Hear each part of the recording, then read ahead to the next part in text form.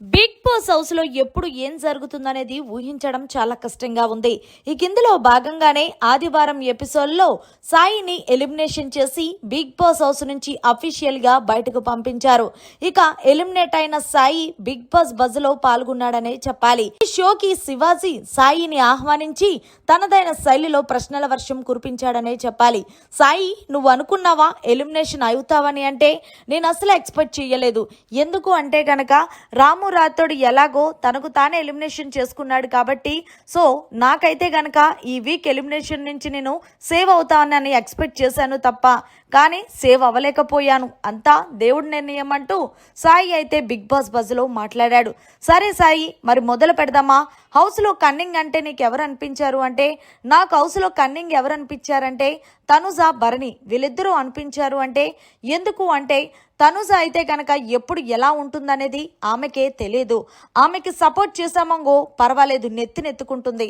ఆమెకు సపోర్ట్ చెయ్యలేదంగో అంతే, సాయి నువ్వు నన్ను మోసం చేశావు అని తొక్కలో స్టేట్మెంట్లు పాస్ చేస్తూ ఉంటుంది.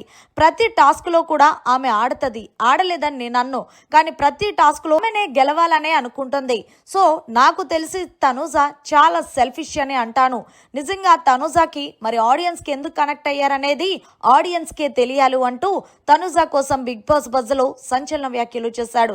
మరి భరణి కోసం ఏం చెప్తావంటే, భరణి గారు హౌస్ లోకి వచ్చిన తర్వాత కూడా ఆయన మళ్ళీ అదే సింపతి గేమ్ అయితే చేస్తున్నారు. సో ఆయన ఇంకా మాస్క్ అనేది వీడలేదు. జనాలు ఏమనుకుంటారు, నేను ఎక్కడ బ్యాడ్ అయిపోతాననే ఇదిలోనే ఆయన గేమ్ పై ఫోకస్ చేయలేకపోతున్నాడు. సో ఏదేమైనా సరే భరణి గారు అయితే ఇంకా తన మాస్క్ ఆడుతున్నారు కాబట్టి లాస్ట్ వరకు నాతో వచ్చారు ఎలిమినేషన్ రౌండ్ లో, కానీ ఆయన సేవ్ అయ్యారు. సో నెక్స్ట్ వీక్ కనుక ఆయన ఇలాగే ఆడితే ఖచ్చితంగా మళ్ళీ కూడా ఇదే పొజిషన్ లో భరణి గారు ఉంటారు అంటూ బిగ్ బాస్ బజ్ లో మాట్లాడాడు భరణి కోసం. సరే, మరి దివ్య గురించి ఏం చెప్తావు అంటే, దివ్య గేమ్ పరంగా బాగానే ఆడుతుంది. ఆ అమ్మాయికి కొంచెం సెల్ఫిష్ ఎక్కువ. ఎందుకు అంటే కనుక తనుజతో పోటీ పెట్టుకుంటుంది. తనుజ కన్నా నేనే బాగా గేమ్ ఆడాలి, తనుజ కన్నా నేనే భరణితో వావ్ అనిపించుకోవాలి అననే భ్రమలోనే బ్రతుకుతుంది తప్ప నిజంగానే ఆమె నేను గేమ్ ఆడాలనే ఆసక్తి అయితే లేదు. సో ఫైనల్ గా నేను దివ్య కోసం ఏం చెప్తాను అంటే, ఆ అమ్మాయి ఖచ్చితంగా టాప్ 5 లో ఉండదు. ఎందుకు అంటే ఏదైతే తనుజ విషయంలో కెప్టెన్సీ నుంచి తీసేసిందో ఆడియన్స్ కూడా అమ్మాయి మీద ఆల్రెడీ నెగిటివ్ అనేది ఏర్పడి ఉంటుంది. ముఖ్యంగా హౌస్ లో ఉన్న వాళ్ళందరూ కూడా ఇంక్లూడ్ భరణి గారు కూడా ఆమెని నామినేషన్ చేస్తారని నాకు వచ్చేటప్పుడు చెప్పుకొచ్చాడు అంటూ బిగ్ బాస్ బజ్ లో దివ్య కోసం మాట్లాడాడు. సరే సాయి, మరి ఇమాన్యుయల్ కోసం ఏం చెప్తావంటే, ఇమాన్యుయల్ గేమ్ వేస్ చాలా బాగా ఆడతాడు. ముఖ్యంగా టాస్కులు అంటే 100% ఎఫెక్ట్ పెడతాడు. సో ఇమాన్యుయల్కి కొంచెం కన్నింగ్ బుద్ధి ఉంది. అక్కడ మాటలు ఇక్కడ, ఇక్కడ మాటలు అక్కడ చెప్పడం. ముఖ్యంగా ఆయన ఒక విధంగా చెప్పాలి అంటే సెల్ఫిష్నెస్ అనే చెప్తాను. ఎందుకు అంటే తన వరకు వస్తే కనుక తను వెనక ముందు ఆలోచించడు, తన కోసం తనేమే నిర్ణయం తీసుకుంటాడు. నేనైతే ఇమాన్యుయల్ కొంచెం కన్నింగ్ అనే చెప్తాను అంటూ మాట్లాడాడు.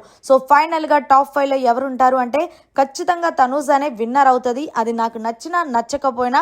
సో రీతు ఉండొచ్చు, అండ్ అలాగే పవన్ కళ్యాణ్ ఉండొచ్చు, డెమోన్ పవన్ ఉండొచ్చు. సో ఫైనల్ గా నాతో పాటు వెళ్ళిన నిఖిల్ కూడా ఉండాలని కోరుకుంటున్నానంటూ బిగ్ బాస్ బజ్ లో మాట్లాడి సాయి తన ప్రయాణాన్ని ముగించుకొని బయటకు వచ్చేసాడు. మరి మొత్తానికి బిగ్ బాస్ బజ్ లో మాట్లాడిన సాయి మాటలు మీకు కరెక్ట్ గా అనిపించాయా లేదా అనేది కమెంట్ చేయండి. మరిన్ని లేటెస్ట్ లైవ్ అప్డేట్స్ కోసం చూస్తూనే ఉండండి మన ఛానల్.